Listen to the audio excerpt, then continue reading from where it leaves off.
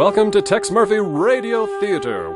When we last left our hero, Tex woke up in a place he'd never been, blindfolded and handcuffed, but managed to escape with the help of a mysterious young woman. Moments later, the kidnappers returned to the room, finding it empty. When they checked the ledge outside the window and still couldn't find Tex, an alarm was raised. Tex must be found, dead or alive. And now, Episode 2, The Month of the Living Dead.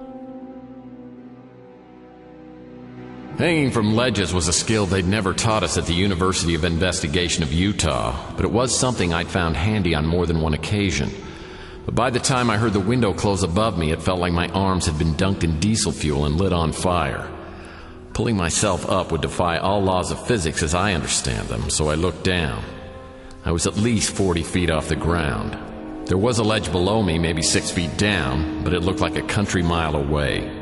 But desperate situations called for desperate measures. I closed my eyes and let go. I was fairly certain both legs were broken, but that wasn't the worst of it. I looked over the ledge. 30 feet below me was a cast iron fence with long, sharp, pointy things on it. The branch of an ancient oak tree was almost in reach, but the standing long jump had never been my forte. I figure I needed to get a little lower before jumping, so I crawled back in through the window. I entered a dark room. Fortunately, my trusty Zippo was in the pocket of my trench coat. I moved the light around, looking for anything I could use as a weapon. Lacking the strength to wield a sofa or an empty bookcase, I found nothing of use. I decided to check under the sofa. No weapons, but there was a fortune cookie. You'll soon find true love if you know where to look.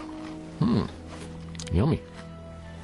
Nothing else left to find in the room, I went to the door and looked out into the hallway. Hey! That turned out to be a bad move. I deadbolted the door and reviewed my options. There weren't too many. I stepped back onto the ledge and I thought about dropping down to the next ledge, but I was fairly sure that neither my arms nor my legs could take it. That left one possibility. Try for the oak tree.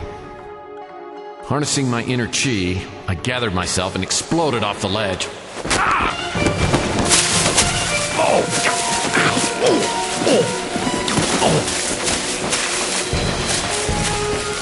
Luckily, I landed on a bush.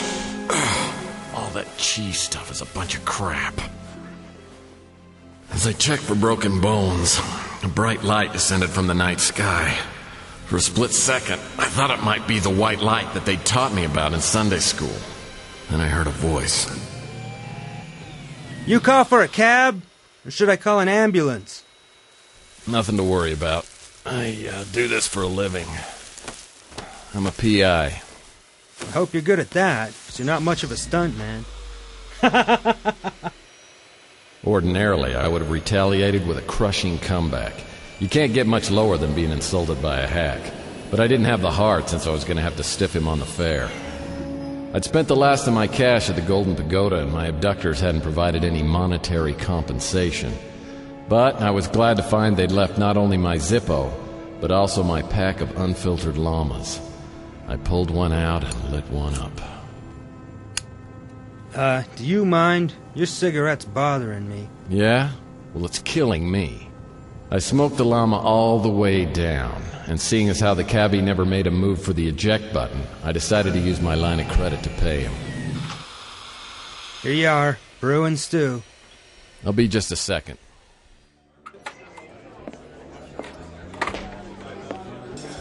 As usual, Louie was a ball of fire, bouncing around like a pinball, keeping his usual diner full of customers well-fed and well-drunk.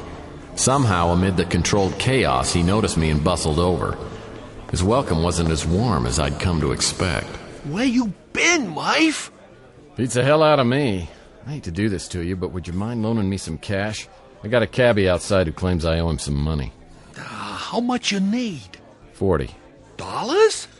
I don't think he meant pesos. $40? That including tip? You tip cabbies? Here's 50. You know, you shouldn't be showing your face in public. Go give this to the taxi guy and meet me round back. Come on, Louie. You know I'm good for it. Yeah, I know, Mike. It ain't that. We'll talk. Now, go on. As I left the diner, I noticed almost everyone looking in my direction and whispering. Even the cabbie acted a little weird when I came back with the money, though it may have been because I gave him 5 rolls of quarters. After he flew off, I went around to the back stairs and entered Louie's apartment above the diner. He showed up a few minutes later. Don't get me wrong, wife. I'm real glad to see you. I've been worried. You mind telling me what's going on? Why are people staring at me? I know I need a shave, but... You don't know? Do I act like I know? Where you been? What is with all the questions? You're right about needing a shave. A shower probably wouldn't hurt neither. Well, maybe I should go back to the Ritz. I had the cabbie drop me here because I'm having an out-of-money experience, and I thought you'd help out your old buddy. You best stay right here. I gotta go back downstairs, but I'll send you up some grub. After I close up, we'll have a talk, okay? I'd never turned down a free meal, especially from Louie. He'd sold out of the spicy lamb chili, but the special, whatever it was fit for a king. I spent the next few hours surfing 824 channels, and the best thing I could find was a Barnaby Jones marathon. I was well into my 3rd episode when Louie finally broke free. So, you like the special? Yeah, it was super yummy. What do you call it? Meatloaf. You know, that's not what my dad called it. So you want to tell me what you've been up to? Okay. Chelsea and I went to dinner at the Golden Pagoda. The next thing I know, I wake up in some sort of hospital. A girl helped me get out of the handcuffs, and I jumped into a bush from a 3rd-story window, got picked up by a taxi, which drove me here. Nothing else?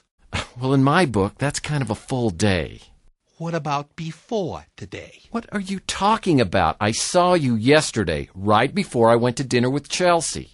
I don't know how to tell you this, Mife, but you've been gone over a month, and the cops are looking for you.